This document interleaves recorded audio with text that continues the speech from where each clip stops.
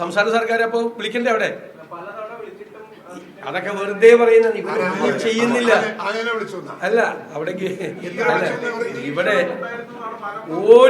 ഒന്നും ചെയ്യുന്നു. ഞങ്ങൾ ഇതറിയാലോ, ഇവരെല്ലാം നിങ്ങൾ IC ബാലകൃഷ്ണൻ കടുവ ഇറങ്ങിയതിനെ കുറിച്ച് അസംബ്ലിയിൽ സംസാരിച്ചപ്പോൾ നിങ്ങളെടുത്തൊന്ന് കാണണം. വനംവകുപ്പ് മന്ത്രിയുടെ മറുപടി നിങ്ങളൊന്ന് കാണണം.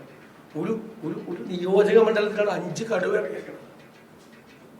ആ ജനപ്രതിനിധികളുടെ ടെൻഷൻ എന്താ? നിങ്ങളൊന്ന് ആലോചിച്ച് നോക്കി. അത് നിയമസഭയിൽ അവതരിപ്പിക്കുമ്പോൾ അദ്ദേഹം പറഞ്ഞ മറുപടി നിങ്ങളൊന്ന് കേൾക്കണം. പിന്നെ ഈ നഷ്ടപരിഹാരം കൊടുക്കണ്ടേ? നഷ്ടപരിഹാരം കിട്ടാത്തതുകൊണ്ടാണ് ആ കർഷകൻ ആത്മഹത്യ ചെയ്തത്.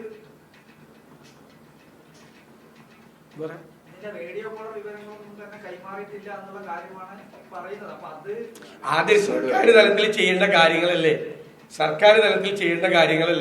സർക്കാർ അതിനുള്ളൊരു സംവിധാനം ഉണ്ടാക്കണ്ടേ? ഞാൻ അതല്ലേ ചോദിച്ചത്. ഞങ്ങളാണ് പോയി ചെയ്തത്. ഗവൺമെന്റ് ടു ഗവൺമെന്റ് അല്ലേ ചെയ്യേണ്ടത്? അത് അതുകൊണ്ട് സിദ്ധരാമയ്യാണ് ഉത്തരവാദി? അതാണോ പറഞ്ഞിരുന്നത്? അല്ല, ഞാൻ ചോദിക്കുന്നത് അവിടുത്തെ ഗവൺമെന്റ് ആണോ ഉത്തരവാദി?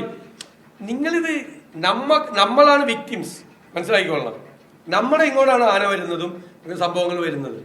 അപ്പൊ അത് കൈകാര്യം ചെയ്യാൻ വേണ്ടിയിട്ട് ഇനീഷ്യേറ്റീവ് നമ്മളെടുത്തിട്ടൊരു മെക്കാനിസം ഉണ്ടാക്കണം. അത് ചെയ്തിട്ടില്ല.